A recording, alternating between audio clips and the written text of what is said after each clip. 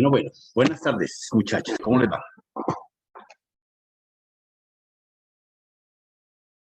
Buenas noches, profe. ¿Bien usted? ¿Qué más, Kevin? ¿Cómo le ha ido? Bien, profe, gracias a Dios.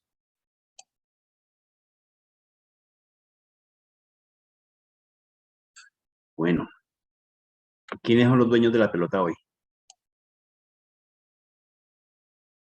Tenemos al señor 1111. Santiago Alexander y Benítez Cristian Arley. ¿No existe? Santiago Alexander. ¿Y existe Santiago Alexander? ¿O tampoco?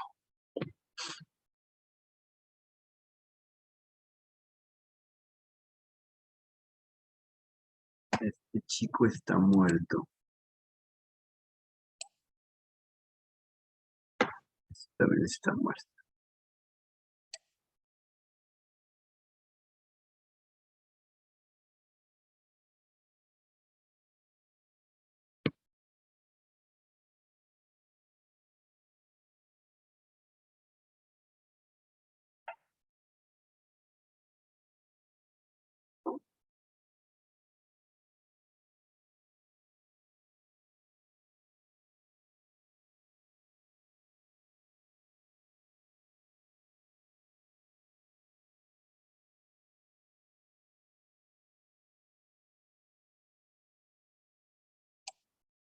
Me quedo bloqueado. Me quedo bloqueado.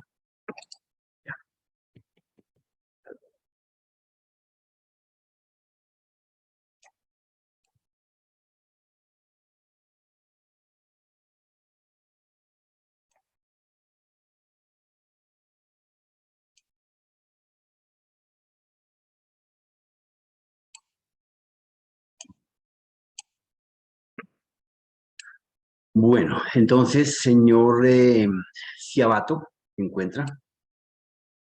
Joan Camilo.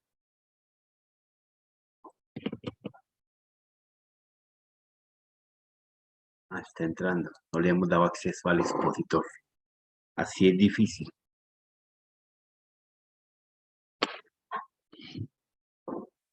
Así es difícil de que exponga. Y el señor Felipe Llerón, Felipe no volvió. ¿Dónde está, señor Felipe? Joan, buenas noches. ¿Cómo estás? ¿Qué más, profe? ¿Cómo se encuentra? Bien, ¿tú con quién andas? ¿Y de quién eres? ¿Dónde ando? No, yo soy con Daniel Enciso.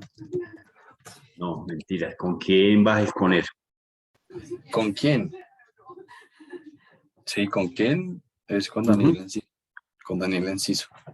¿Y si está o no está Daniel? Ya se está uniendo, profe. Ya está ahí, es en clase, profe. No es que no respondió, le pregunté y dijo que estaba solo. Es que Daniel, no lo veo. Ah, sí, Daniel Enciso. ¿qué pasa? Es ¿Ese? que él todavía no es multiusuario y multitarea. Dios mío, qué vergüenza es eso.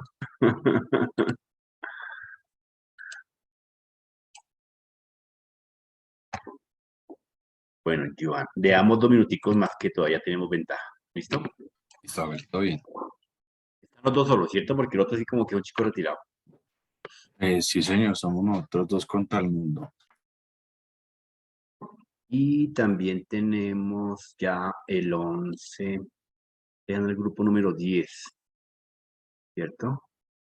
Y el grupo número 11, Benítez, Cristian Arley, y esos dos chicos sí como que no aparecieron ni por las curvas. Profe, buenas noches. Buenas, Daniel. Profe, me regala 2 Supiéramos. minutos que estoy entregando un trabajo aquí en el trabajo y llame esto. 2 minuticos. Bueno, viejo, dale, 2 minutos. Comienza a contar. Tampoco, profe. Bueno, Hola, profe, con Camila. Buenas hola noches. Camila Córdoba, ¿cómo estás? Bien, profe. Profe, es que ayer estaba conectada desde un usuario que no era el mío y no me pude defender cuando me colocaste la falla, pero yo estaba ahí. Y creo que una compañerita habló por mí y te insistías de que no estaba A y ver, que no volvía. vamos a mirar cómo es tu apellido. ¿Camila qué? ¿Córdoba? Córdoba Pinzón. Sí, profe, así me pasó 2 veces, por lo que tenía ahí un problema con los permisos para ingresar. O sea, no tenía acceso habilitado ni a la cámara ni al chat, por lo que era una cuenta privada. Señorita Córdoba Pinzón. Córdoba Pinzón, Joana Camila. Sí, señor. Ay, sí, y te coloqué la quinta, para que te queden 4. Aún Sí, así estás profe. volando, China. ¿Qué hacemos? Pero, profe, fueron 2 veces. O sea, en realidad son 2 fallas reales que he faltado. Es que estuve cruzando fallas con Felipe y también tiene 4. Y yo te coloqué también, o sea, yo te he colocado mi nombre en el chat. Sí, bueno, lo verificamos, no hay lío. Entonces te voy a dejar Listo, aquí marcadita para tomar medidas. ¿Listo? Y si no, pierdes el año. Listo, está muy bien. Listo, profe, gracias. Bueno, ok, a ti. No hay lío. Y no hay lío. ¿Qué haríamos con el señor Sebastián Azraya? ¿Se encuentra?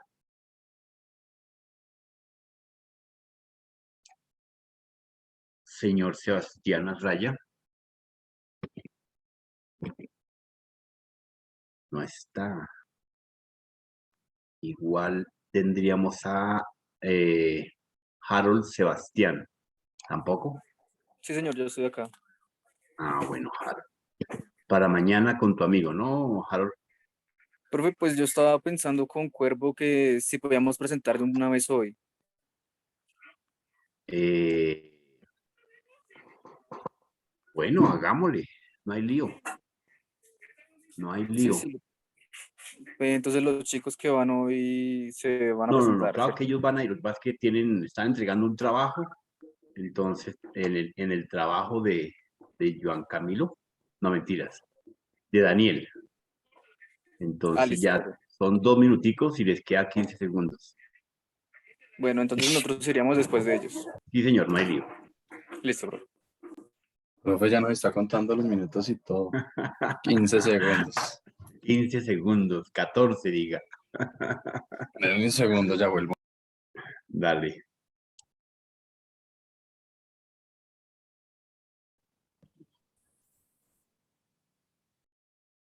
Buenas Alejandro. noches. Hola, señorita Ivonne. ¿Digo Ivonne? Sí, señor. Hola, doña Ivonne. ¿Cómo estás? ¿Cómo Bien, sí, estuvo la señor. caminata? ¿Bien o no? No, hoy no tuve que caminar. Estoy en mi Ah, casa. bueno. Está muy bien. Ujú. Bueno. Mientras que estos chicos bueno, no le vamos a llamar a asistencia porque hoy está el tráfico imposible. Más de uno le torcieron el pescuezo, etcétera, etcétera. Entonces hoy perdonamos la vuelta.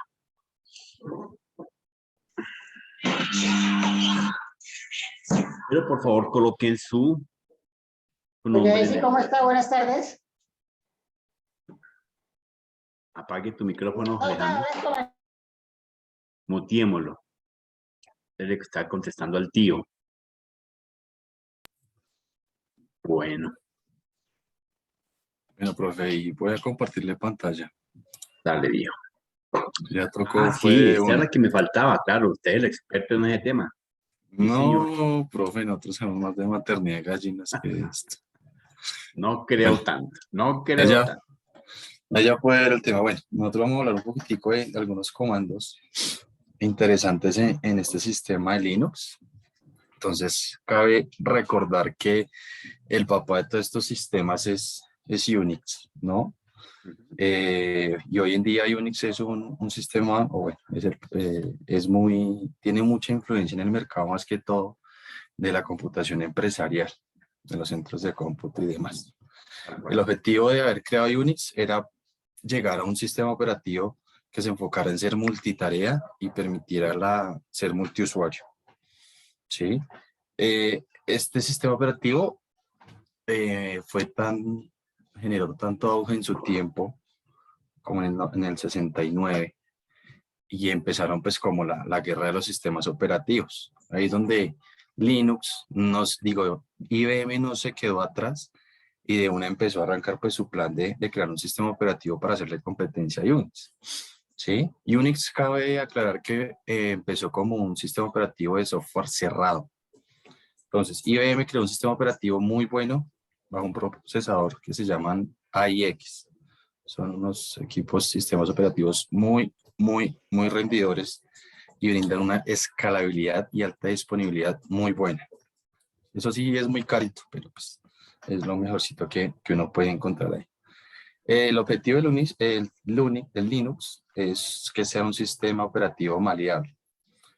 Tanto así que es tan versátil que lo podemos personalizar a gusto, debido a que no requerimos todos los paquetes que hayan en el mercado, sino puntualmente pues lo que requeramos nosotros para nuestras actividades, bien sean de actividades diarias o de trabajo. Bueno, también hay una historia en donde Microsoft creó un sistema operativo muy parecido a lo que era Unix en su momento y lo llamó Xenix. Y de ahí lo llevaron al famosísimo DOS. ¿Listo? Ya después de eso empezaron a sacar múltiples versiones de Linux, pero pues con diferente kernel. Ahora.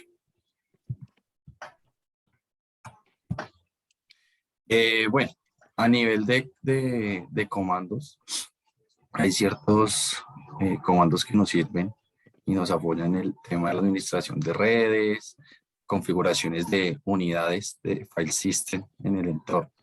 Entonces nosotros tenemos preparada una exposición muy puntual. Acá solamente tenemos unos comandos, pero la idea es que esta exposición sea un poco interactiva, pues ya con una máquina. Sí, entonces nosotros por acá tenemos el acceso a algunas máquinas de Linux, un Red Hat en este momento. Entonces, con Daniel la idea es empezar a tirarles comandito e irles explicando un poquito de ese tema. Muy buenas noches, ya estoy aquí en la exposición con Johan. Bueno, Listo, quería Dani. adicionarle que pues nosotros no hicimos una presentación como tal muy extensa, pues porque ponernos a meter datos ahí en una presentación, pues no nos pareció. Entonces lo que vamos a hacer, como dijo Jonathan, es directamente en una máquina de Linux, empezar a correr unos comandos y explicar qué hace cada comando. ¿Es una máquina virtual o una máquina propia de Linux? Esta máquina está virtualizada en un centro de cómputo actualmente. Aquí, pues, es una máquina en la que yo trabajo unos temas de instalaciones. Entonces, vamos a aprovecharlo. Entonces, no hay lío. ¿Listo? Perfecto. Entonces, todo eso está por VMware. Nada que hacer, entonces, 100% virtualizado. Bueno, entonces vas a hacerles una explicación breve de lo esencial. Ya le doy paso a Daniel. Acá yo lo que hice inicialmente fue lanzar un comando, un name, espacio -a, que lo que hace es traerme el nombre del sistema operativo instalado y el nombre del host, del anfitrión de esta máquina, ¿sí?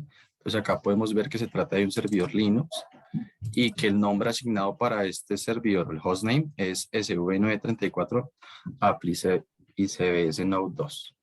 Y acá me trae la arquitectura x86, de qué fecha fue y el GNU con el que estamos. Si ya queremos una información más detallada, vamos a consultar un archivo que se encuentra en un file system que viene por default, que es el etc. Y en el etc encontramos un archivo con nombre de list. Acá yo uso este comodín para decirle que me tome en cuenta todo nombre o carácter que esté antes de la palabra release. Si yo fuera a enlistar allá, lo que hay pues, sería un ls, yo lo hago con lrt y solamente le doy el nombre de la ruta que necesito consultar. No tengo ni permisos. Explícale, Joan, que ahí estamos en modo terminal. Sí, eso Linux es solo terminal. Acá interfaz no hay. Acá se puede activar la interfaz, pero para hacer otro tipo de actividades, no sé, para levantar un navegador se puede hacer, pero por temas de seguridad no es recomendado. Para algunas instalaciones de algunos productos, si se requiere la interfaz, también se puede usar, pero pues, no es recomendado. Entonces, bueno, en esa ruta del etc, le hacemos un ls-ltr asterisco reles. Y acá él me trae los archivos con ese nombre. Entonces, el archivo que estamos consultando es este. Se lo podemos consultar con un archivo, con un comando cat que me permite pues visualizar el contenido de archivos.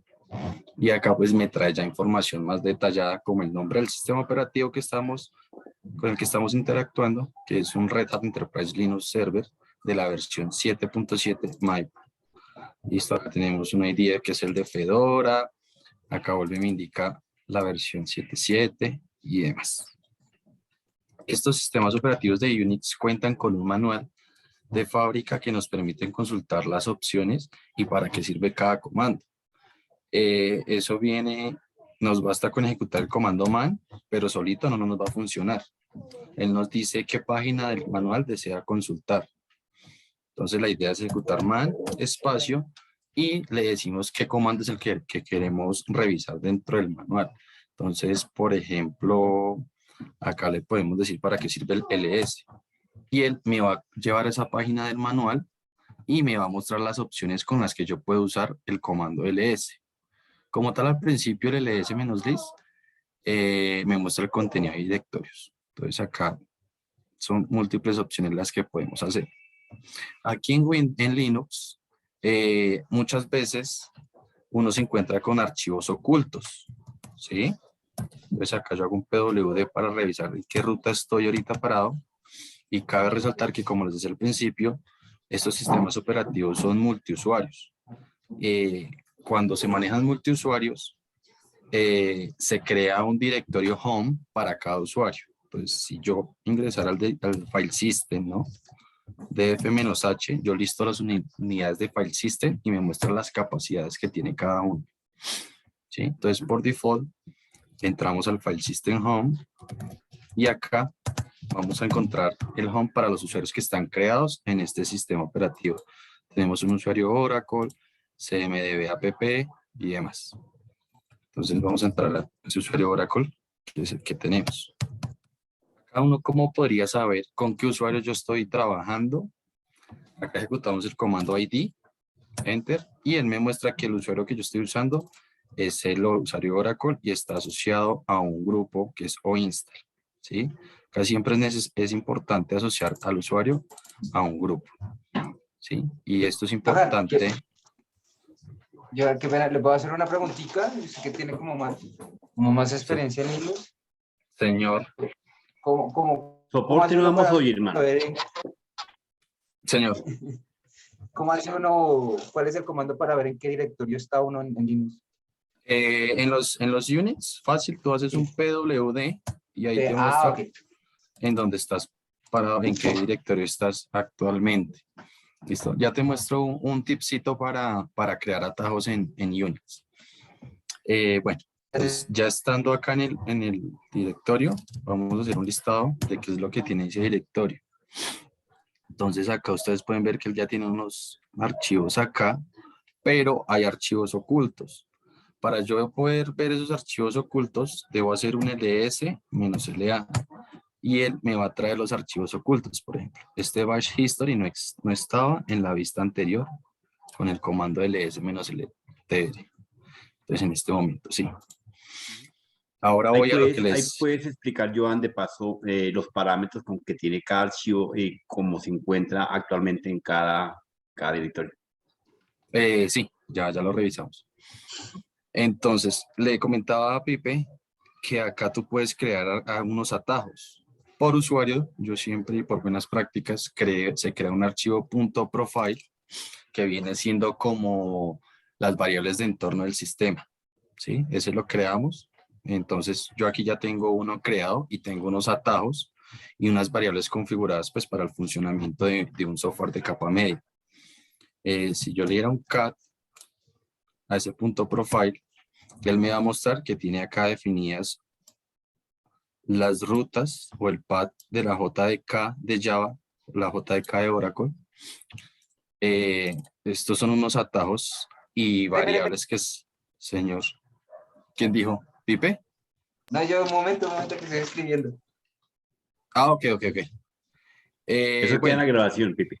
Sí, entonces acá yo hago estos atajos, lo que hago es hacer un export a la variable y le asigno un valor. Todas estas variables, como les digo, están configuradas para implementaciones de software de capa media que requieren estas rutas y pues asimismo para las tareas diarias de administración, pues no me pongo a digitar toda la ruta directorio por directorio, sino que accedo directamente pues a la variable entorno. Y finalmente creo la ruta path, que es la que recopila todas las variables y listo. En este momento no está, ¿cómo le digo yo? Como seteado o activo el punto profile. Si yo quiero ver el valor que contiene una variable, esto se hace con un echo. Eso también se usa en el desarrollo de Shell. Entonces hago un echo y acá es con el signo pesos. Yo le digo qué variable deseo consultar. En este caso el Java Home. Él me dice que ni idea. Quiere decir que el punto profile todavía no está seteado, no fue activo. Entonces aquí hay que ejecutar un comando importante para que tome y cargue estas variables, que se hace con el comando source, como fuente.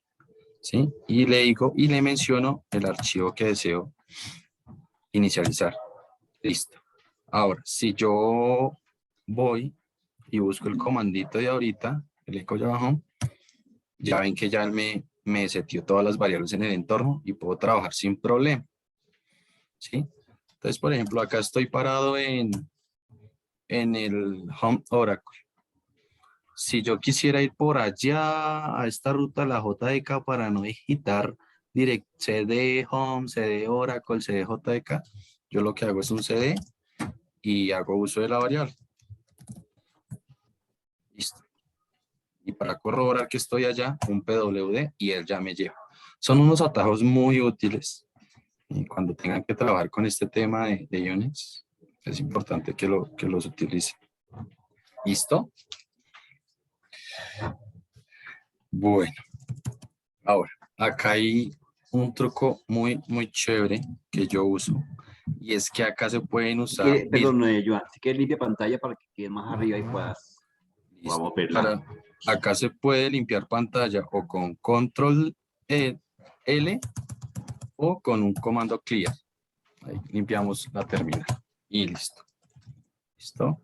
Entonces cd, domain home, quiero mostrarles una cosa. Entonces, por ejemplo, acá ya me trasteé ruta, solamente con eso.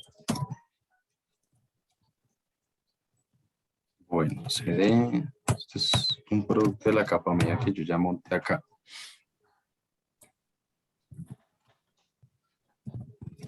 Bueno, les venía contando que acá se puede manejar un concepto de virtual IPs o IPs flotantes. Quiere decir que yo tengo una IP principal, que para este caso, la IP que tiene este anfitrión es la 10.213.130.205. ¿Listo? Dentro de esa IP o ese servidor, ese anfitrión, yo puedo configurar más interfaces de red y asignar IPs pues, a esas interfaces. ¿Listo? Déjenme ver si acá está instalado el... Tenemos hostname. Listo. A ver si acá me sirve un ping que nos va para relevar la IP. Listo, aquí está. Y veamos si tenemos acá activo el paquete del NSLookup.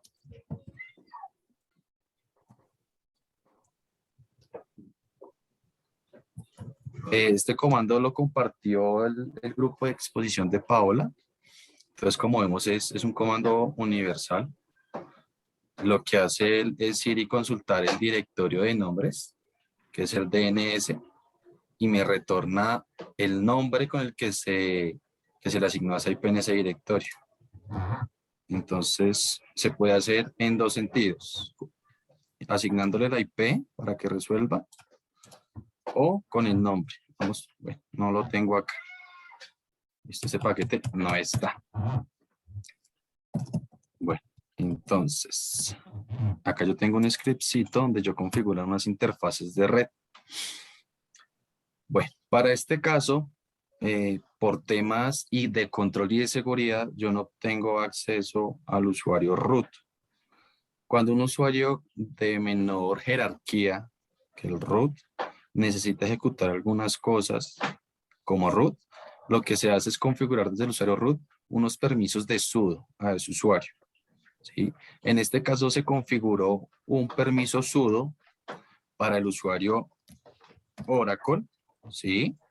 En donde se le da un permiso de sudo a una ruta absoluta del sbin ifconfig. Este ifconfig me permite a mí configurar una interfaz de red nueva y a esa interfaz asignarle una IP nueva. Y es importante mantener la netmask con la que ya se tiene en el servidor. ¿Cómo yo puedo ver qué interfaces tengo, qué no tengo? Si yo ejecutara el ifconfig, debería no funcionar por permisos, pero en este caso sí tengo los permisos para ejecutar el comando ifconfig. Entonces acá me muestra que hay una interfaz y esa interfaz se llama ENS192, actualmente está corriendo, tiene asignada la IP 10.213.130.205, como les decía, la netmask es la 255.255.0, es la más usada, y vemos que no hay más interfaces configuradas. Pues yo ya tengo un script de shell configurado para que se ejecute y monte estas interfaces, pero pues lo vamos a hacer de forma manual. Lo que hago es, acá podemos seleccionar lo que deseamos copiar y con clic derecho él ya, desde que esté seleccionado, lo copia. Entonces vamos a darle enter a ver qué error saca. Uy, pasó bien. Listo, en ese orden de ideas parece que ya me agregó la interfaz ENS192 2.1 con la IP terminada en 207. Entonces volvemos a ejecutar un comando que es ifconfig y él ya me dice que me configuró la nueva interfaz hija, porque esta es la padre, hija, como 1 y con la IP 207. Y actualmente esa interfaz está corriendo. Esto se hace para hacer configuraciones, no sé, yo lo hago de capa media. Yo puedo usar los recursos de esta máquina para todas estas IPs. Son accesibles. ¿Listo? Entonces es un buen elemento para no usar tantos servidores principales, no tener 8 Linux y entrar a cada uno y configurarlo, no, sino que pues, en un solo Linux yo centralizo toda la información e implementación o administración que vaya a hacer y lo manejo con IPs virtuales o IPs flotantes. ¿Listo? ¿Hasta el momento han tenido alguna pregunta? Practicar. Dale. Listo. Que como miramos acá el rendimiento de la máquina, que si sirve, que qué memoria tiene, que qué CPU, eso varía dependiendo del kernel. Entonces acá nos puede servir el comando top y él me va a mostrar pues esa información. Me va a mostrar qué procesos están corriendo, cuál es el ID que tiene cada proceso, cuál es el tiempo que llevan y cuál es el comando que pues los ha estado ejecutando. Asimismo me muestra el porcentaje de CPU y de memoria que cada proceso está ejecutándose. Por acá arriba pueden ver que pues él nos dice el porcentaje de CPUs que se tienen, la memoria total que este servidor cuenta. Actualmente son 16 GB de memoria RAM. Es bastante memoria RAM para hacer un Linux, porque pues Linux tiene un muy buen manejo de recursos, tanto de CPU como de memoria. No es como Windows que nos queda por todo. Si nosotros en algún momento deseáramos matar alguno de estos procesos, eso se hace con un comandito que es el kill. Kill espacio -9, pero pues primero es importante identificar qué procesos corren. Acá para listar los procesos, uno puede usar un PS. Él me dice qué procesos están corriendo ahorita. Y me da Joan, ¿tú ya tienes permiso ahí para estar viendo el contenido del root? No, del root no, ahorita no. Como le decía, no tengo root. O sea, por temas de seguridad no tengo el root. Eso a uno lo limita también en varias cosas, pero bueno. El PS se puede combinar.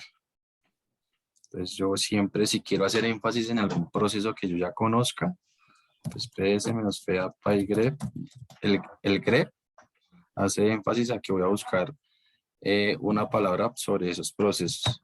De Java no tengo corriendo nada, pero ustedes ven este es el PID del proceso.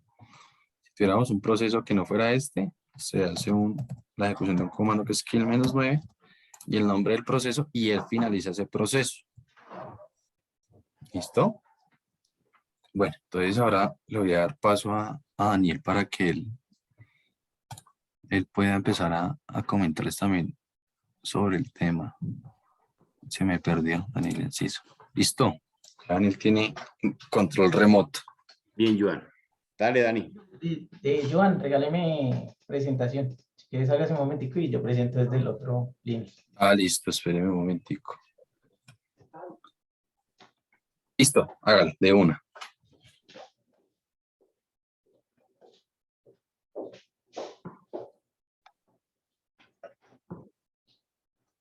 Listo. Bueno, pues como explicaba mi compañero Joan, existen pues varias versiones de Linux. La que tenía Johan era Red Hat, que pues se utiliza más para temas de servidores y es una distribución que muy poco uso se le da con lo que preguntaba el profe de escritorio. O sea, no tiene parte gráfica. La tiene, pero se ejecuta en muy pocos casos porque la implementación es más que todo para servidores.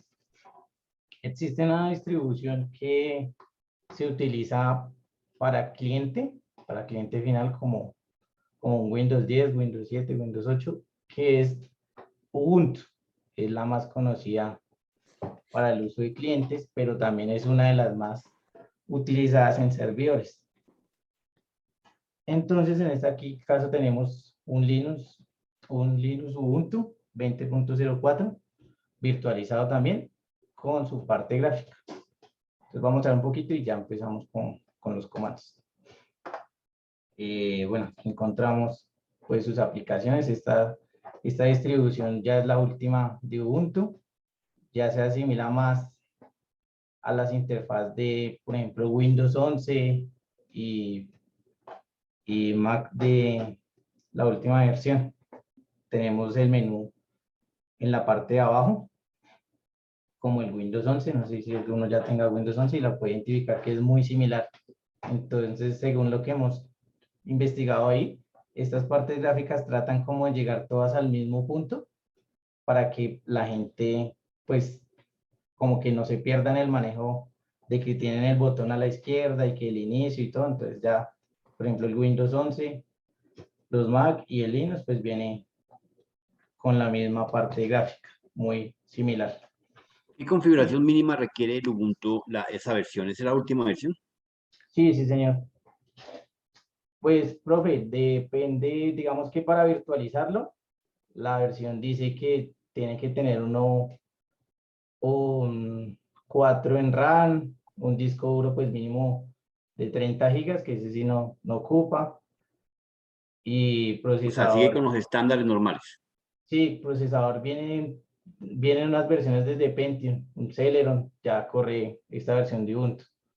Pero digamos que en la parte de virtualización ocupa más máquina, por lo que digamos que los recursos no son totales, sino son pues virtuales. Entonces la máquina física consume cierta cantidad de recursos y pues la máquina virtual se pega de esos recursos como tal. Pero digamos que en una máquina física uno puede instalar un Ubuntu de esta versión con una memoria RAM de 2 GB, un equipo Core 2 Duo, Pentium, Celeron y de ahí para arriba.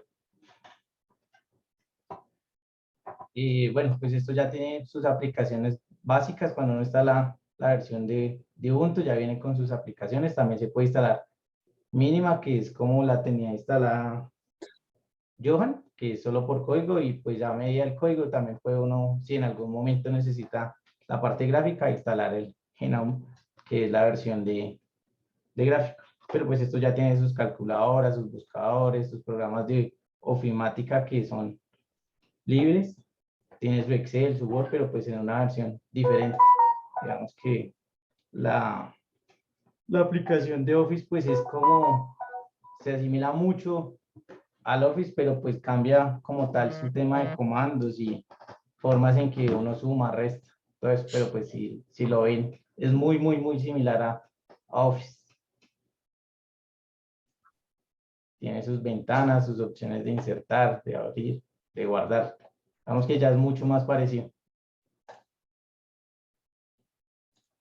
Listo, entonces las aplicaciones pues ya, la mayoría todas vienen preinstaladas para no tener que instalarlas, y las que uno necesite pues se busca en la versión que necesite. Por ejemplo, esto puede instalarle uno TeamViewer, AnyDesk, todos esos programas que funcionan en Windows y en Mac ya los puede uno instalar en Linux. Bueno, entonces como yo han explicado, explico algunos comandos de archivos, de manejo de archivos. Vamos a explicar algunos comandos de red y cualquier preguntita la respondemos. Ifconfig es el comando en el cual nos muestra las tarjetas de red y en el cual a medida de unos comodines podemos hacer sacar varias información de las tarjetas de red. Entonces, por ejemplo, si acá lo mandamos puro, nos va a mostrar las tarjetas de red que tiene instaladas la máquina en este momento física y con su información de la configuración. Entonces, digamos que yo ya conozco las tarjetas de red, entonces solo necesito una. Entonces, aquí nombramos la tarjeta y él viene y nos trae solo la información de la tarjeta que tenemos. Para los casos en el que tenemos varias tarjetas y pues ya las tenemos identificadas en un archivo o algo así, pues ya indicamos ifconfig, el nombre de la tarjeta, y ya nos trae la información de la configuración de la tarjeta. Digamos que yo tengo otra tarjeta creada, bueno, vamos a crear una de una vez. La forma de crear la tarjetica se puede hacer de diferentes formas. Digamos que yo quiero crearla para que sea IP fija. Lo que hago es ipconfig, el nombre de la tarjeta a la cual le voy a crear la tarjeta virtual. Recordemos que aquí tenemos una física que su nombre es ETH0. Yo le voy a crear una tarjeta virtual a esa tarjeta con esta IP o con una IP siguiente al rango que ya tengo, 192.168.1.229. Ok, aquí lo que decía Johan, no tengo permisos para crearla, pero en este equipo sí tenemos permisos, solo que esta versión de Linux y Ubuntu no nos permite hacerlo directamente cuando instalamos esta versión completa con gráfico. Entonces hay que darle un comando para el permiso de root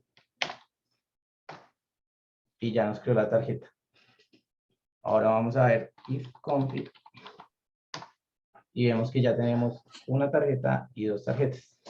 Esta tarjeta ya la asignó la IP que le pusimos, pero si nosotros de pronto queremos que esta tarjeta tenga su DHCP, entonces lo que tenemos que hacer es iface DH0.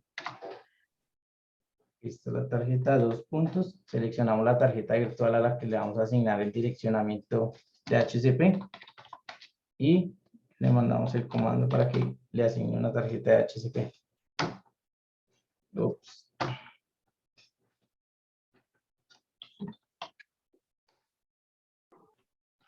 Un segundo.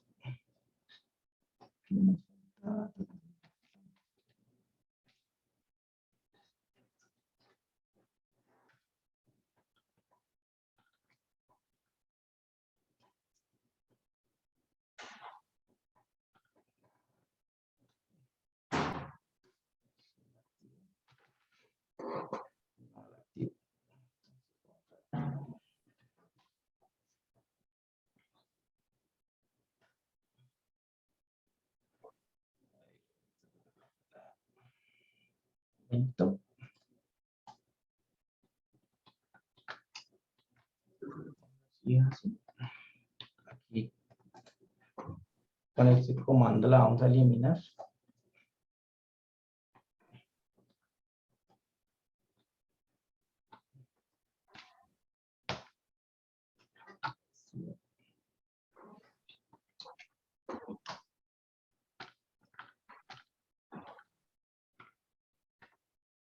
Ok, aquí ya no la eliminó y ahora vamos a crearla nuevamente con DHCP. No nos dejó. Bueno, ya lo corrijo y lo revisamos. Bueno, dentro de los comandos que nosotros tenemos para mostrarles, bueno, encontramos los que se usan más que todo en la parte de networking. Necesitamos verificar que ese servidor o ese equipo tenga internet. Entonces, mandamos el comando ping, asignamos una IP para salida, digamos que Google, y él nos devuelve la información de que sí tenemos salida a internet. Digamos que nosotros queremos saber los saltos que da mi equipo para llegar a cierto destino. Entonces, corremos el comando tracer hacia el destino.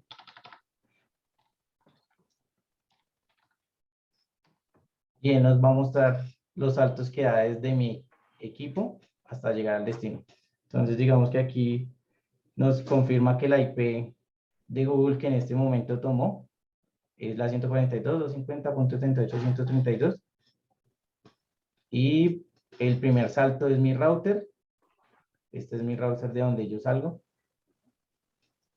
Estos son los saltos que da para llegar hacia los routers que cruza para llegar hacia el destino.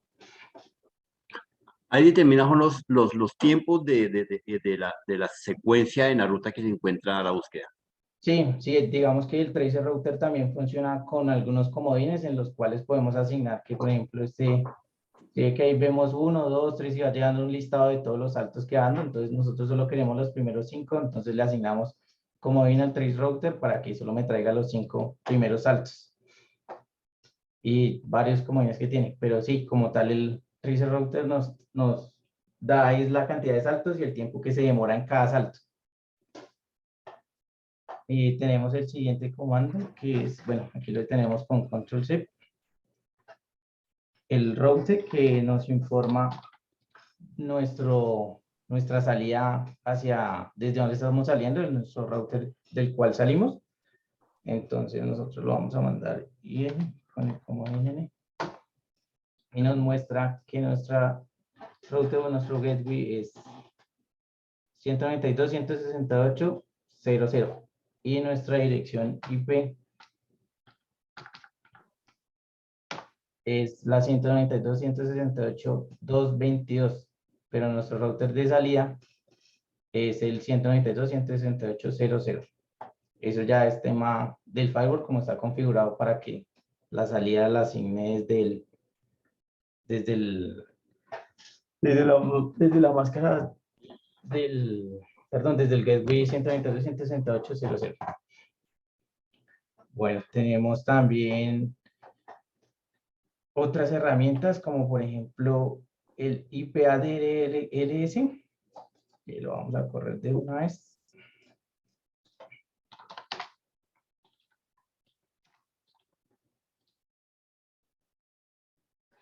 Este nos va a permitir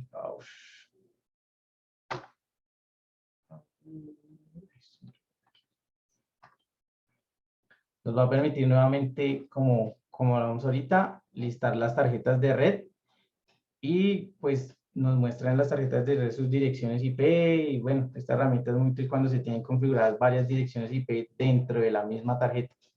Digamos que, por ejemplo, yo puedo asignarle a una misma tarjeta varias direcciones IP, varios rangos de direcciones IP. Entonces, con este comando, pues tenemos la tarjeta y qué direcciones IP tiene asignadas. A ver, ¿qué más tenemos por aquí? Bueno, el comando que intentó hacer nuestro compañero Jonathan, el de NSLookup, que lo explicó la compañera Paola. Entonces, yo se lo voy a mandar hacia Netflix.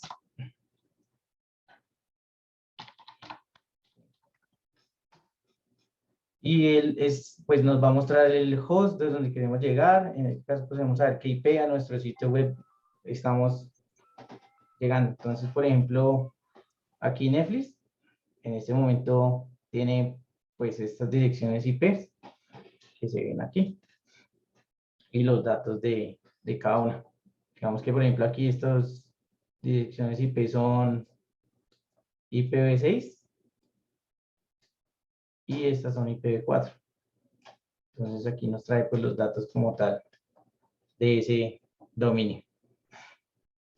A ver, ¿qué más tenemos por aquí? Es que tenemos hartos.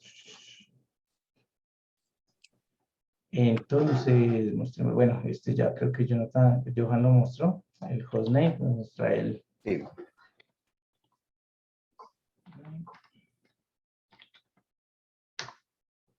Nos trae el nombre de la máquina virtual. Nos trae, ¿qué otro tenemos por aquí?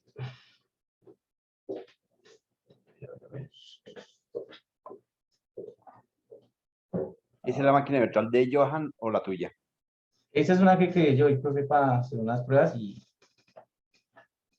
sí, que es la que yo voy para hacer unas pruebas y para otra materia de la universidad, sí, señor. Bueno, no sé si alguien tenga por ahí de pronto alguna pregunta y le podamos resolver con algún comando o podamos llegar a alguna cosa. Pipe que estaba como interesado en Linux.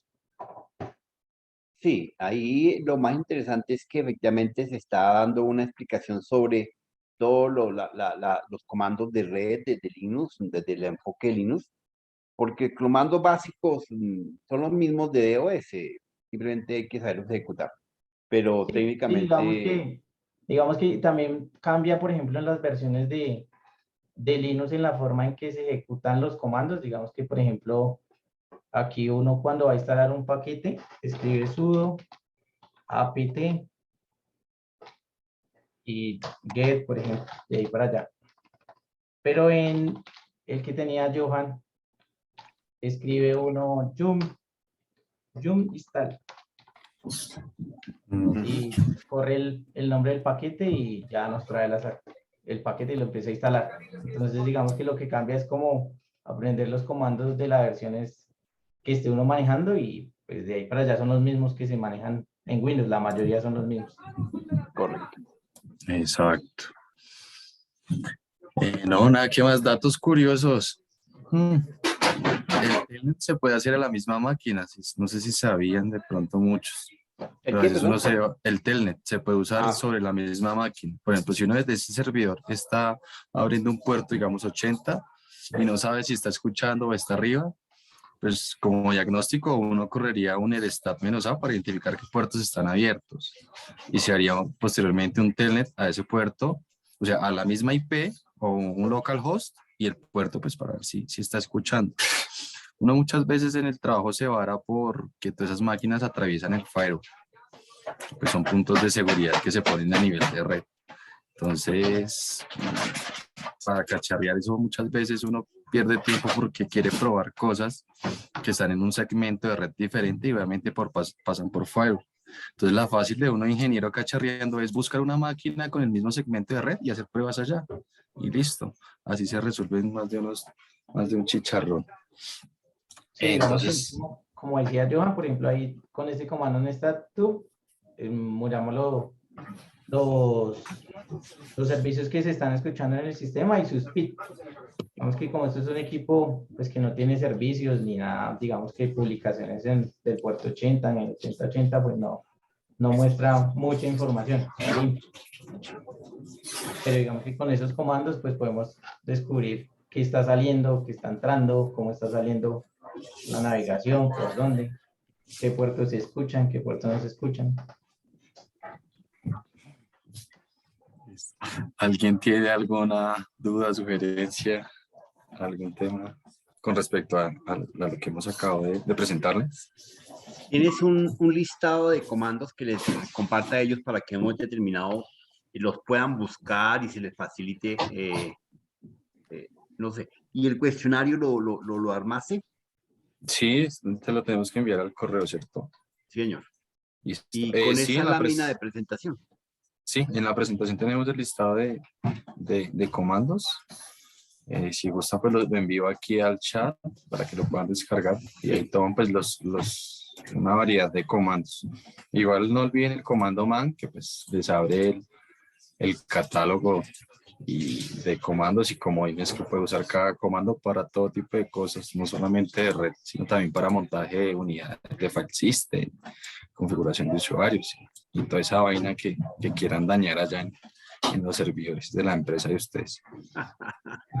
Digamos que, profe, que es muy importante que cuando se instale estas versiones esas distribuciones de Linux, lo primero que se haga es correr los comandos de actualizaciones.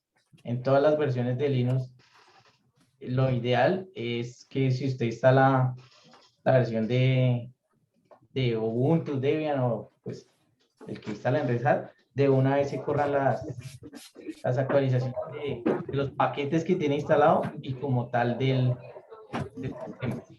Es las buenas prácticas pues para poder tener una buena seguridad como tal en el sistema y tener los paquetes actualizados.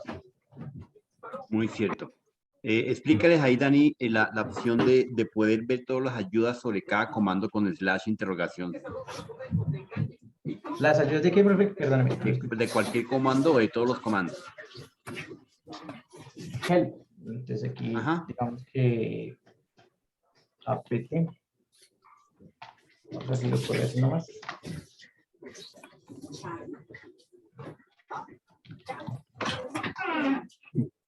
Entonces, digamos que mostramos el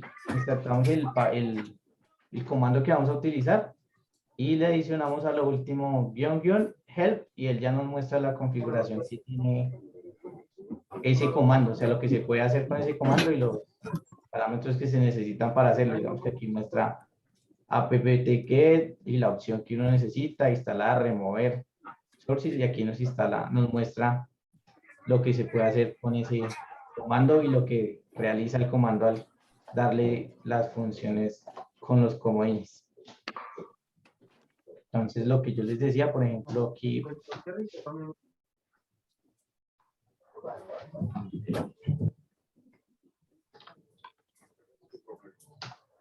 y él empieza leyendo la lista de comandos. Él empieza a ejecutar el proceso, pero en esta versión es apt-get y update. En la versión de Johan o en el Debian es yum. Se utiliza update y ya empieza a correr las actualizaciones. Y con el help, al final del comando nos muestra lo que se hace con el comando. Exacto. Y hay otro datico, es que en esas terminales de Linux, más que todos los que no tienen esta interfaz, como el sistema operativo Linux que tiene Daniel, en este caso con el que yo les mostré, es que uno puede correr los procesos, ejecutarlos y que queden ejecutándose en pantalla. Hay que saberlos ejecutar para que corran en segundo plano y esto se hace pues ejecutando el comando que corre el proceso y al final uno lo complementa con un ampersand. Eso obliga a que pues el proceso vaya ejecutándose en segundo plano y pues uno lo manda a escribir en un archivo de salida y él mientras que esté ejecutándose pues va a seguir escribiendo todo lo que hace en ese archivo de salida y el proceso pues se va a ejecutar, como les digo, en segundo plano. Y es donde los identificamos con el ps-fea y el nombre del proceso, y si quieren terminar el proceso con un kill y el ID del proceso. Es como se manejan ese tipo de tareas o multitareas en esos entornos. Y el tema de que digamos que podemos parametrizar la instalación de paquetes o actualizaciones por horas. Entonces, mediante un correo yo le asigno que voy a instalar un paquete, le asigno qué paquete es y que me lo instale a las 9 de la noche. Y el programa, después de que llegue al tiempo en que uno se lo programó, él viene y descarga el paquete y lo instala. Entonces, digamos que es muy, muy, muy útil en el tema pues de servidores. Yo lo he visto más que todo el Linux que se utiliza en servidores. Sí. Eso sí es Digamos cierto. que un equipo Windows, no sé si les ha pasado, uno lo utiliza entre semana y lo deja de pronto desde el viernes prendido. Llega el día lunes y el equipo lento. Se reinicia y vuelve y prende y ya carga nuevamente. Estos equipos que están con este sistema operativo de Linux pueden durar meses, años, prendidos y nunca pasa eso. El sistema es mucho más estable. Esa degradación de Windows es debido a que, Dani, Sí, a los de archivos rendimiento más que degradación. digamos que, por ejemplo, aquí uno bueno, no sé si les ha pasado también, en Linux y en Windows, cuando el disco está lleno, ¿qué pasa con el equipo en Windows? El equipo se bloquea completamente. Mm. Y el Linux no pasa lo mismo. En Linux no ejecuta los desafíos del sistema que se está haciendo, pero puede usted, digamos que desbloquear el equipo, desbloquear el programa que se bloqueó y ya. No hay que reiniciar el equipo como en Windows, que se bloquea el equipo y queda bloqueado totalmente. Eso es debido a los temporales que se generan de cada ejecución. Exacto. Eso es debido a los apuntadores que efectivamente maneja a diferencia de Windows, a diferencia de Linux. Windows se maneja el apuntador de cada una de las memorias, de las diferentes memorias, con apuntador de dirección en el bus de direcciones, mientras que Linux no maneja esa línea. Linux no está ocupando el trabajo de la memoria en esa cantidad de paquetes que estén trabajando o peticiones. Entonces, Linux se desgasta con lo que acaba de decir, creo que Daniel o Joan. Si se deja la máquina prendida por más de 24 horas, automáticamente lo que se hace es el uso y reuso de las diferentes direcciones hasta que llega a un máximo que ya no tiene más capacidad para poder descargar y borrar. Y ahí es cuando se comienzan a generar los famosos TMP o los temporales porque no tiene esa capacidad de esos idler de descargarlos directamente como lo hace Linux, que ni siquiera los descarga, sino que los elimina. Sí, sí, exactamente. Y entonces, en la carga de cuando uno inicia el equipo, es exactamente lo que dice el profe. No, digamos que en el Windows se ejecuta casi que todo el sistema operativo por completo. En el Linux no, se ejecuta por paquetes. Entonces, el encendido de la máquina es mucho más rápido debido a eso. Listo, profe. No sé si alguien más tenga preguntas o quiere que corramos algún comando en especial o algo así. Bueno, ¿qué les digo yo? Muy bien, la explicación muy directa, muy práctica, al grano. Aquí, más que preguntarle, otra cosa es cacharrear, ¿no? Sí. No hay, aquí a diferencia de Windows y de los sistemas de este nivel, pues uno puede memorizar un par de comandos y ya. En Linux realmente también puede memorizar un par de comandos, pero por sus versiones hay que mirar cómo se parametriza, pero no es que sean parametrizaciones, mejor dicho, del otro mundo, ¿no? Pero No, sí, cambia la ejecución. Digamos que cambia exacto, la ejecución de cómo corre el comando debido a la Sí, distribución de Linux, pero el comando es igual. el comando. Digamos que por ejemplo aquí yo le corro init 0 y se apaga. En todos los Linux va a pasar lo mismo. ok. Pregunta, por ejemplo, ese tema del top para los recursos, aquí en este Linux que viejo Daniel tiene, ¿sería top o topas? Porque eso también varía, depende del kernel. Porque a mí Ajá, me exacto. funciona ahí el top, pero digamos, si voy a otro Linux, otra versión, no me reconoce el top y hay que usar el topas, pero pues hacen lo mismo. Hace lo mismo. Ajá, exacto. Y también es los paquetes que le tenga instalados.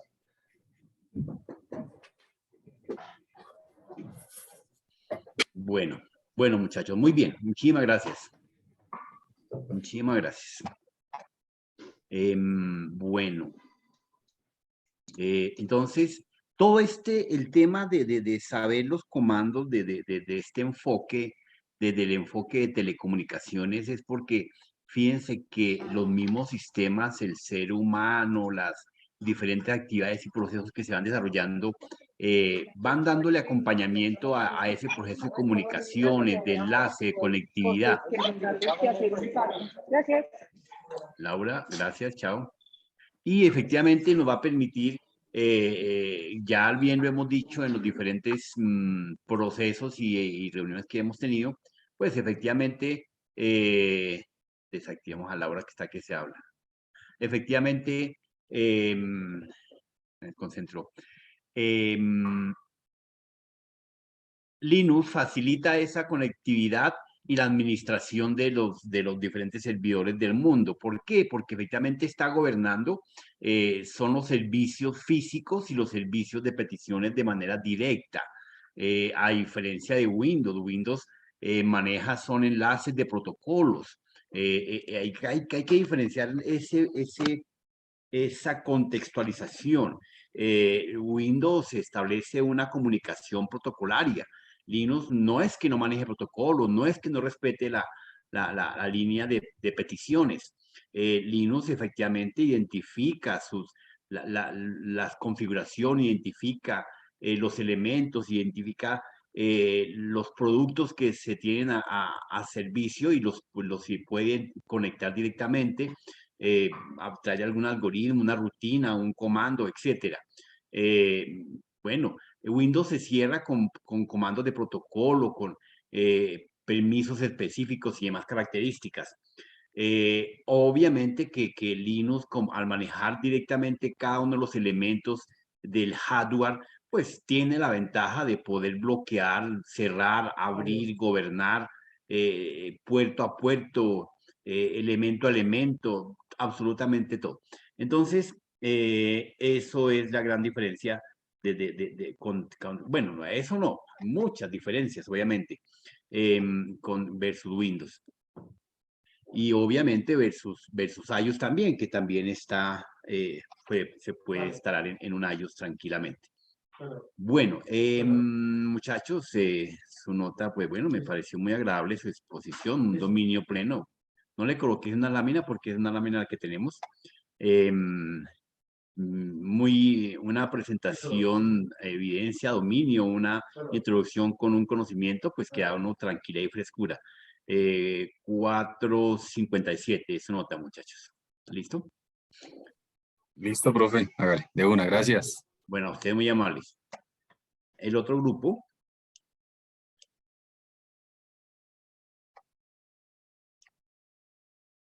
El grupo 12. Señor Harold.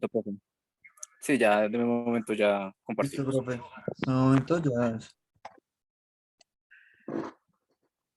Les encargo a más de uno las presentaciones, por favor, porque algunos no las han enviado. Entonces, estoy cerrando notas y al no ver la presentación. Igualmente, enviar el enlace del cuestionario, porfa, ese es vital para que todos estén. Pues solamente he colocado los cuestionarios de los que me han enviado porque ustedes al terminar el día 29 tienen que haber respondido todos los cuestionarios de cada una de las presentaciones, los que hayan enviado, ¿no? Porque el grupo que no envía cuestionario, pues significa que está pidiendo 2.5 menos que la nota normal. Listo, profe, Bueno. ¿ya se está viendo? Sí, señor, hace rato. Dale play. Ya se completa, ¿sí? Completo.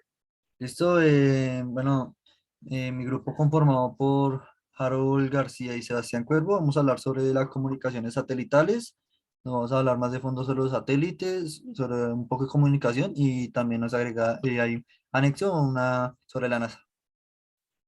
Entonces, sistemas de comunicación, bueno, esto es un abrebocas de lo que nosotros estamos hablando de las comunicaciones.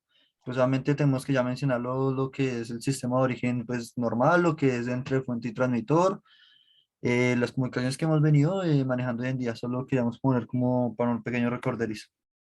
Los tipos de señales, pues ya lo hemos mencionado mucho, lo que son la análoga, la digital. ¿Por qué estoy explicando esto? Porque ya más a fondo tenemos que tener un poquito entendido esto cuando vayamos a explicar lo de los satélites. Entonces, la análoga tiene características de que pueden variar gradualmente en un intervalo continuo de valores con una amplitud. Como nosotros habíamos trabajado, entre más amplia sea la aptitud, pues mayor tiempo va a llegar la transmisión. Y pues la digital es algo como más plano, que viene por lo de los valores binarios de 0 y 1 y es una señal discreta. Entonces, los elementos fundamentales de la comunicación siempre ha sido el protocolo de 3 pasos, de hacer la comunicación de emisor, mensaje, receptor, bueno. Eso ya lo tenemos bien manejado. Entonces, acá ya comenzamos a hablar sobre los satélites.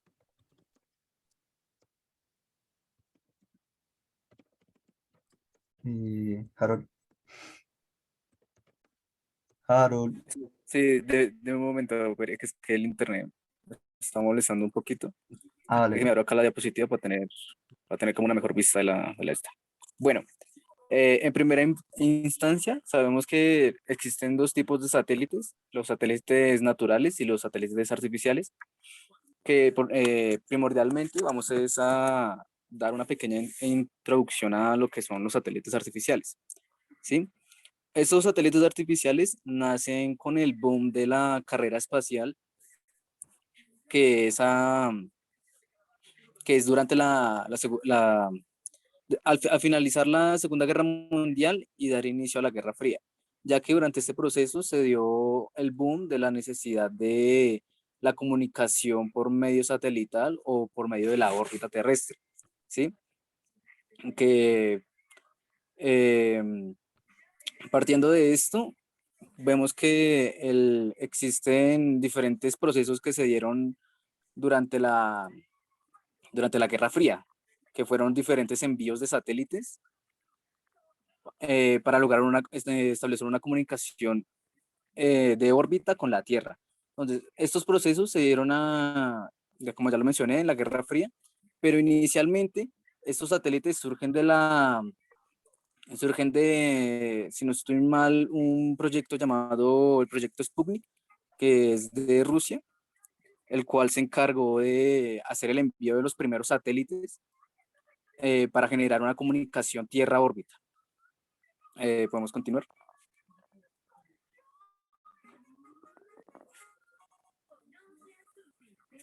Listo, como ya les había mencionado, entonces existen dos tipos de satélites, los satélites naturales y los satélites artificiales. Los satélites naturales, como bien sabemos, es un cuerpo celeste que solamente está animado por medio de la órbita o la fuerza gravitacional que tiene cierto cuerpo en el espacio. Como bien sabemos, la Luna hace parte de estos satélites naturales, así como también muchos otros planetas tienen diferentes cantidades de lunas que también corresponderían a satélites naturales. Luego, por otra parte, tenemos los satélites artificiales, que son los que la propia humanidad construyó para hacer un envío para hacer el envío a la órbita, así para poder saciar la necesidad de generar una comunicación estable entre la Tierra y de un punto a otro.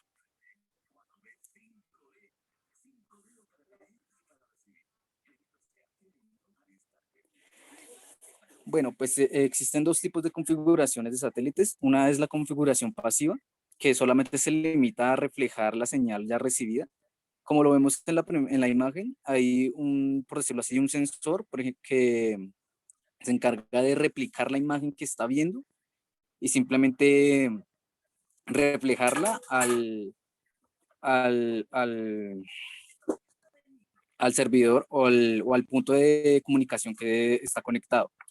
Mientras que la configuración activa es aquel que recibe y reenvía información en ambos sentidos, permitiendo una comunicación estable entre lo que es el satélite y la Tierra en diferentes puntos.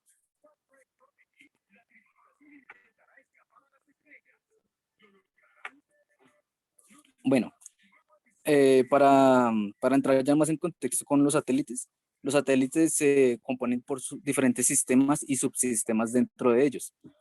Por lo que en términos de lo que es el exterior del satélite, el satélite cuenta con los paneles solares, que son los encargados de generar la energía por medio de la radiación del sol. Luego tenemos la antena receptora, que es la que se encarga de recibir la información que es enviada de la Tierra desde una central.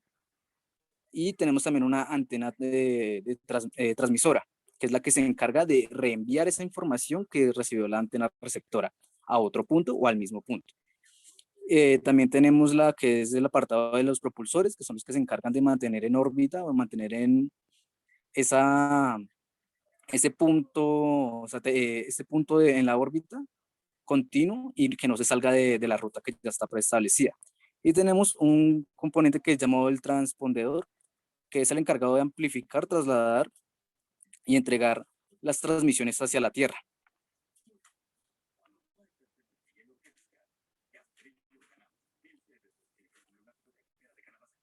Bueno, ahora en términos de los subsistemas de un satélite, como ya lo mencioné antes, estos subsistemas se caracterizan por manejar ciertos comandos o ciertas áreas dentro del satélite. Una de ellas es el subsistema de potencia, que es el que se encarga de mantener todo, una potencia eléctrica estable dentro de lo que es el satélite, por medio de los paneles solares que tiene y también por medio de unas baterías que están incluidas dentro del propio satélite para mantener un resguardo de energía continuo en caso de que llegue a suceder una pérdida de energía o perder uno de los paneles solares.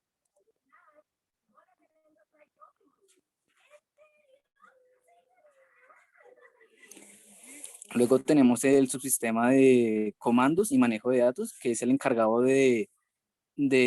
por decirlo así, como recibir o controlar los componentes que mantienen la direccionalidad del propio satélite y lo ubican dentro de los mapeados que se tiene, por ejemplo, en la NASA.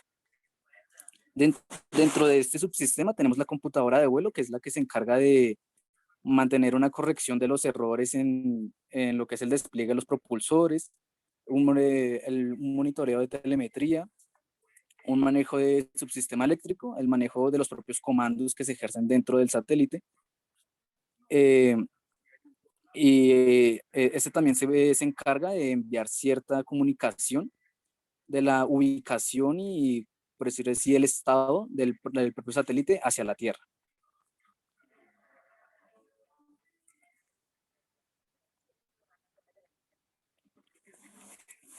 Luego tenemos el subsistema de control de orientación, que es el que se encarga de mantener el satélite en la órbita adecuada, ya que, como bien sabemos, los satélites que son enviados al espacio están vinculados a una orientación en la cual se designa según su aplicación en la Tierra. ¿Sí? Como bien sabemos, hay diferentes aplicaciones en los satélites y pues esto varía según las necesidades. Entonces, cuando hablamos del control de orientación, hablamos de los sensores solares, que es aquel que se encarga de mantener como un espectro de la dirección en la que está el Sol, para así mantener un lineamiento correcto del giroscopio del satélite. Tenemos también un sensor que es el sensor de seguimiento de las estrellas. Ese es un sensor que se maneja por medio de la localización de las estrellas para hacer un reflejo dentro de la propia máquina para identificar exactamente en qué orientación estelar, por decirlo así, estaría ubicado el satélite. Luego tenemos el magnetómetro, que es el que se encarga de mantener el magnetismo o de identificar el magnetismo de los polos de la Tierra para así identificar que no se salga o se encuentre en la ubicación errónea dentro del área magnética de la Tierra.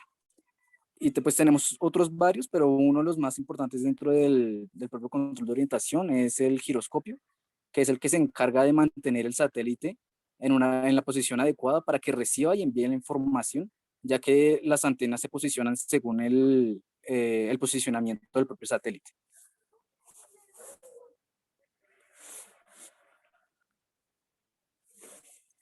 Bueno, el subsistema de propulsión,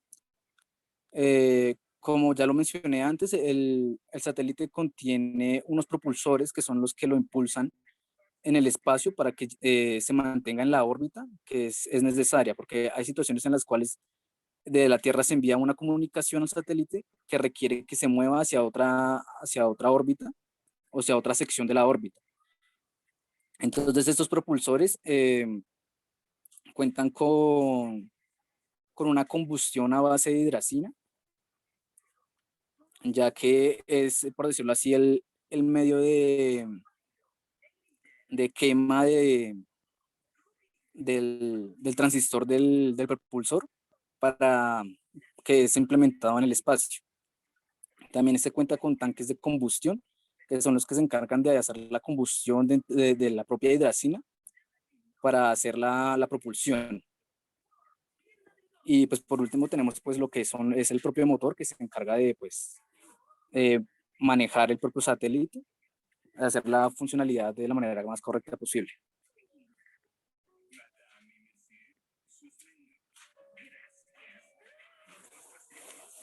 Bueno, el sistema de propulsión también cuenta con diferentes combustibles que se usan en el espacio, ya que no todos los combustibles que utilizamos en la Tierra son efectivos en el espacio, ya que por las diversas características que hay, que no hay una gravedad constante ahí y que los cuerpos en sí se vuelven completamente livianos.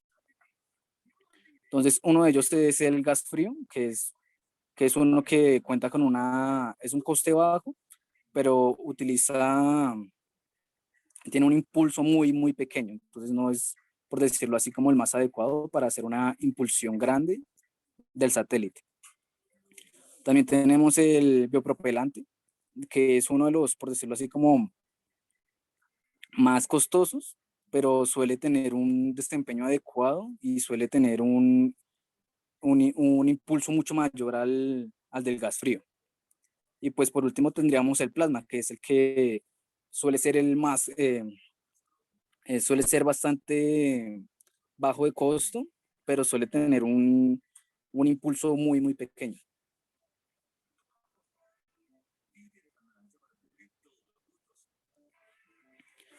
Bueno, el satélite también cuenta con un subsistema de control térmico. Ese subsistema se encarga de mantener todos los componentes dentro del propio satélite a una temperatura estable para que no se generen incendios por medio de las radiaciones que está recibiendo el satélite.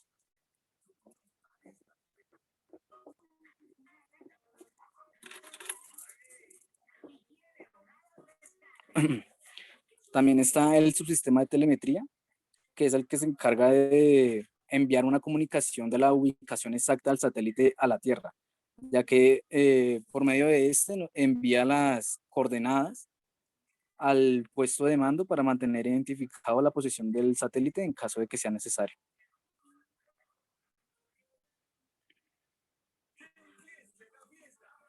Por último, pues tenemos el subsistema de comunicación, que es el que se encarga de, pues como bien lo dice, de comunicar toda la información recibida y hacer la debida transmisión y recepción de la comunicación. Dentro del satélite encontramos que manejan 5 bandas de comunicación, que es el C, el X, el Q, el K y el QB, que según estos se identifican de diversos gigahertz, que es por el medio por el cual envían la comunicación y la reciben. Entonces, como podemos ver, el X la usan normalmente para una comunicación militar, mientras que el FSS se usa es el más usado por medio de las comunicaciones normalmente mandadas por servicios satelitales, por decirlo así, como los servicios de telefonía, de televisión satelital.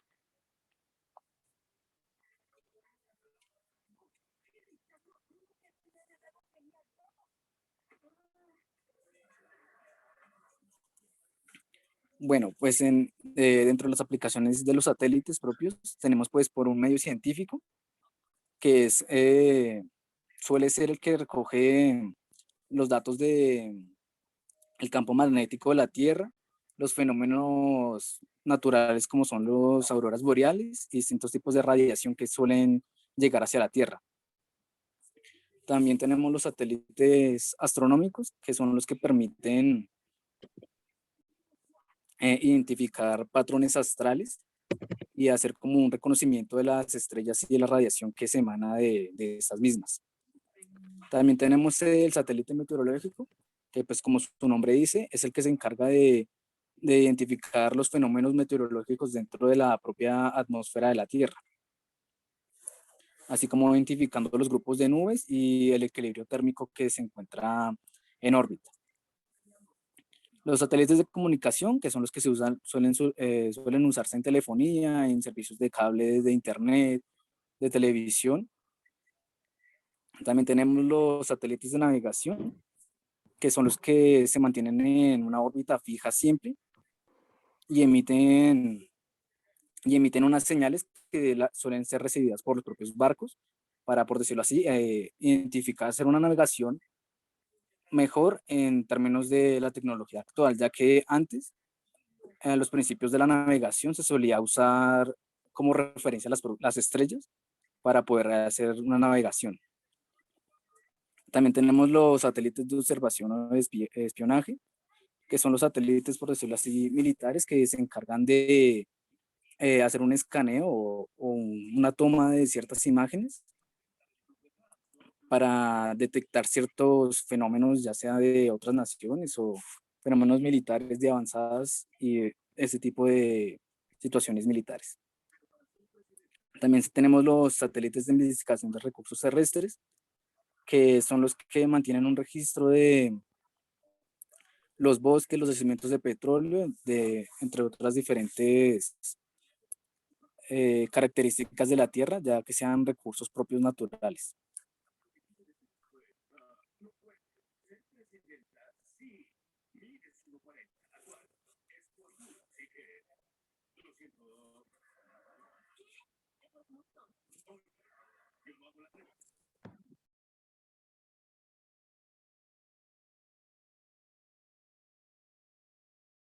Ahora sí, qué bien, bro, está muteado. Esta es una herramienta que vi en las sesiones que su merced haya puesto, que a lo mejor muchas personas no habrán visto de ella, pero me pareció muy interesante verla y mencionarla, que el cual es una aplicación que está en Google, que se llama Stop in Space y en tiempo real, actualizado 24 horas en vivo, muestra lo que son todos los satélites y lo que dan en su órbita. Entonces puedo presionar a cualquier punto y acá me dice qué sistema es, ya sea satélite, sea un cuerpo, no sé, cuerpo de escombros, de lo que sea, de rastros, de una espacial, todo lo muestra eso.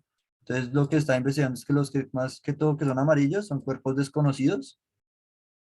Pueden ser, puede ser, no sé, rastros de un satélite roto, etcétera, con cosas pueden ser diminutas que no son peligrosas para eso. Los blancos, como se ven, ya son los escombros más grandes que ya son identificados como escombros.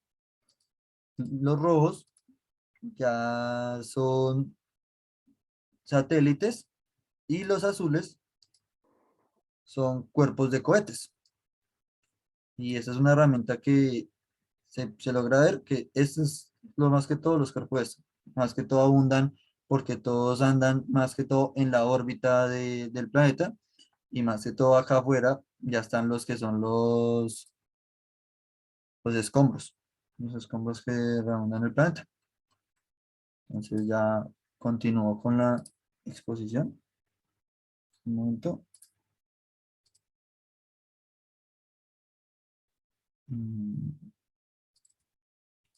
Listo. Entonces, en este momento.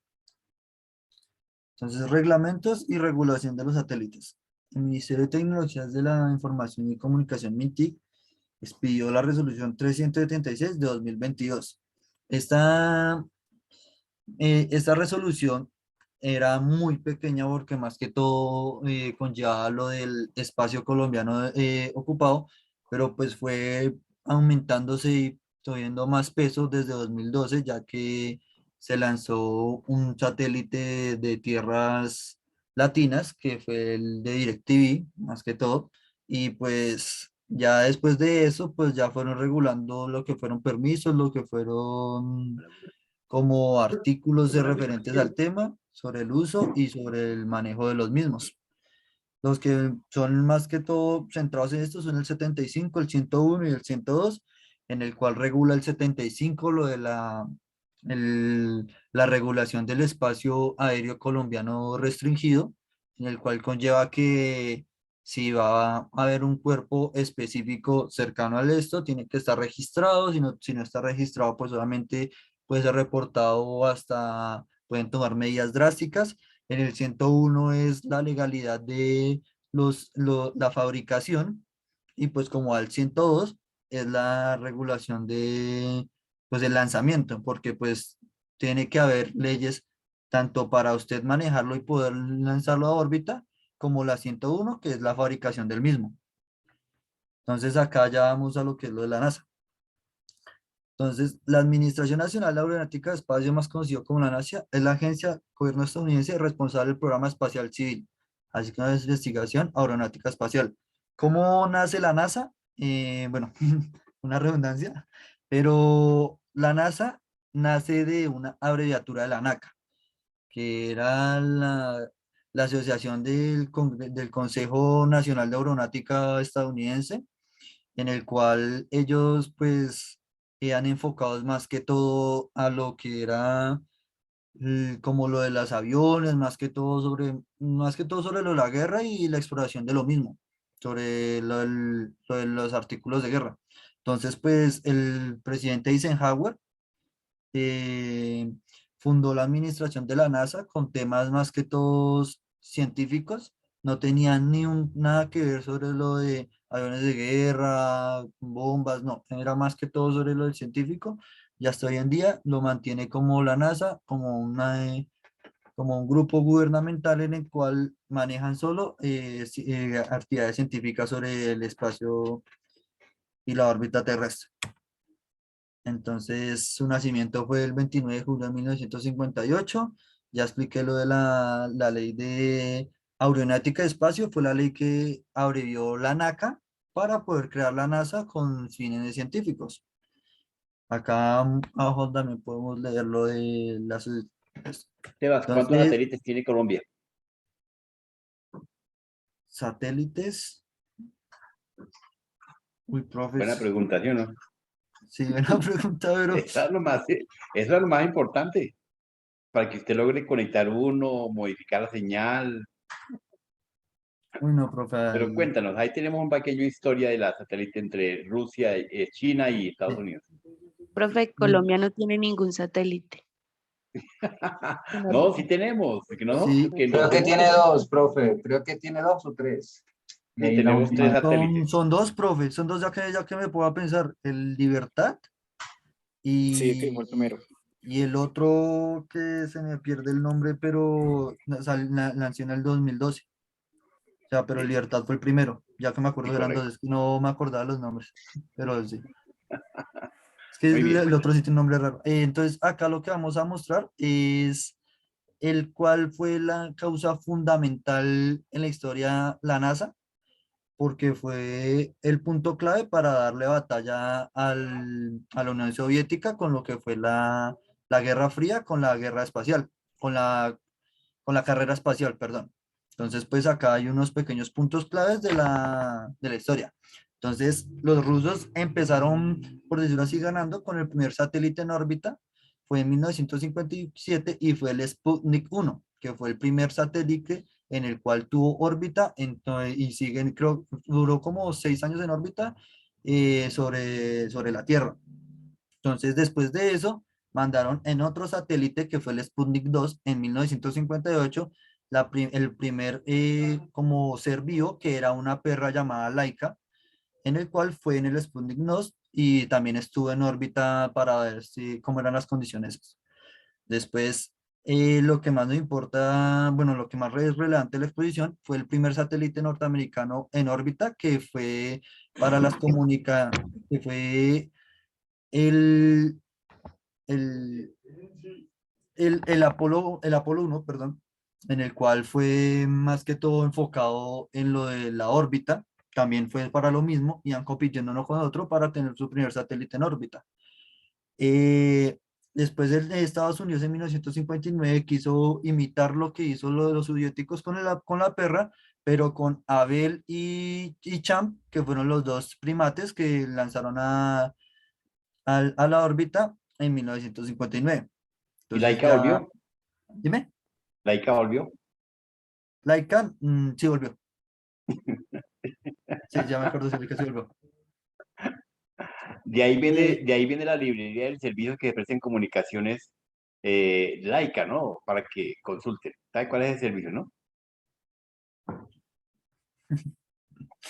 Algo así, profe. Entonces la Unión Soviética manda el primer hombre en el espacio en 1961 en el Sputnik 6, en el cual él va tripulando en órbita en un satélite en el cual duró 16 horas y el cual descendió a la Tierra. Después, aquí es donde verdaderamente implica más en nuestra disposición, que fue el primer satélite, que fue el... Uy, profe, pero... Bueno, el primer satélite que fue de comunicaciones, en el cual pudo tener una primera transmisión en vivo de entre Pacífica, se llama así, que fue de video y de televisión. Entonces fue la primera satélite de comunicaciones para comenzar a hacer eso.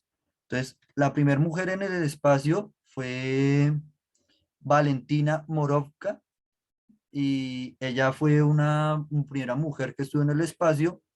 Hubo muchas críticas del por qué era mujer, pero fue como una selección entre 400 veteranos soldados, en el cual ella calificó 100% todas sus aptitudes y fue como el primer hombre en el espacio, también fue la primera mujer que duró 6 misiones, en el cual acumularon 16 horas. Y del primer caminante espacial, que fue en el CAPTI-2, si no me equivoco, que fue también un satélite en el cual los mandaron los rusos y en el cual Alexei, el apellido creo que no me lo puedo mencionar, pero el nombre es Alexei, fue y salió durante 12 minutos en una cápsula dentro del satélite en el cual le proporcionaba oxígeno y estuvo por fuera en el espacio durante 12 minutos y ya después pues ya volvió a su cabina. Y ya en 1969 llega lo que es el proyecto más importante, que va desde el Apolo 8 hasta el Apolo 11.36, que fue la llegada del hombre a la Luna. ¿Por qué empieza desde el Apolo 8? Porque desde el Apolo 8 mandan 2 personas a rodear la Luna para ver cómo eran los intervalos, cómo era la situación, cómo era la capacidad gravitacional que afectara a los cuerpos. Entonces, después de varios intentos, llega el Apolo 11, que fue el que llevó a los hombres a la Luna, Neil Armstrong bueno, y la otra persona los llevaron a la Luna. ¿Por qué se llama el Apolo 11.36? Porque cada vez que iban a despegar, contaban un puntaje como 0,1, según si había un error de propulsión, error de maquinaria. Entonces, cada vez que había como un intento, lo mantenían con 1. O sea, en oficial es Apolo 11, pero el exacto es Apolo 11.36. Luego, en 1975, ya después de terminada la Guerra Fría, hay una misión conjunta del Apolo y Soyuz, que es un satélite, bueno, conjunto con los rusos y con los estadounidenses para crear una base, base espacial. Ya explico más de eso más adelante. Un momento. Listo. Entonces, estos son los logros de la NASA. La NASA empezó, obviamente, de métodos científicos. Esto nunca se pasó a partes militares, que fue el avión cohete X-15, 1959-68. Y aquí fue, más que todo, uno menciona esto no es tanto por el avión, sino por el avance de los cohetes que tienen la parte inferior, en el cual se fueron llamados Saturno, que hoy en día los Saturnos van evolucionando, pero han sido los cohetes que han impulsado todos los satélites, cohetes que han viajado al espacio. Son los propulsores cohetes satélite, Saturno, que fueron estadounidenses. El programa Gemini es el programa en conjunto que comencé mencionando desde el primer satélite, desde los primates hasta el satélite comunicaciones. El programa Gemini fue el inicio de lo que fue la Guerra Fría para comenzar a proyectar lo que era más que todo los satélites en órbita. Solo estaban trabajando solo en la órbita. Después el programa Apolo, que fue el más que todo el que más impactó, que ya lo mencioné anteriormente, fue desde 1961 a 1972. Pues Apolo, pues las primeras misiones no son tanto como las cuentan mucho, porque son más que todo errores de investigación, de certificación, sino las que más relevancia tuvieron a la historia de la Tierra, o pues de todo, o de la NASA, fue desde la Apolo 8 hasta la Apolo 11, como lo fui mencionando. Y el Skylab, que es el más reciente, que es en 1965 a 79, pero que ya lo ha manejado últimamente, son las bases que manejan en la órbita, en el cual mandan científicos durante, no sé, semanas para, para investigar cómo son las condiciones, los rayos solares. Porque Skylab es mencionada referente al resto. No fue la primera, pero tuvo muchas intervenciones, como el cual apenas se fueron a órbita, tuvieron casi muchos daños, en el cual en vez de estar investigando, a la mayoría de los tripulantes le tocó salir a la órbita a reparar la nave. Fue la primera reparación de la nave en 1967.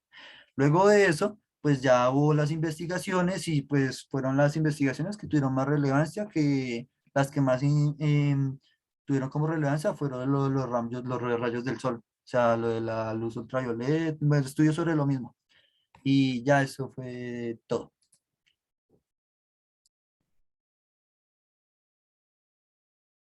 Bueno, muchachos.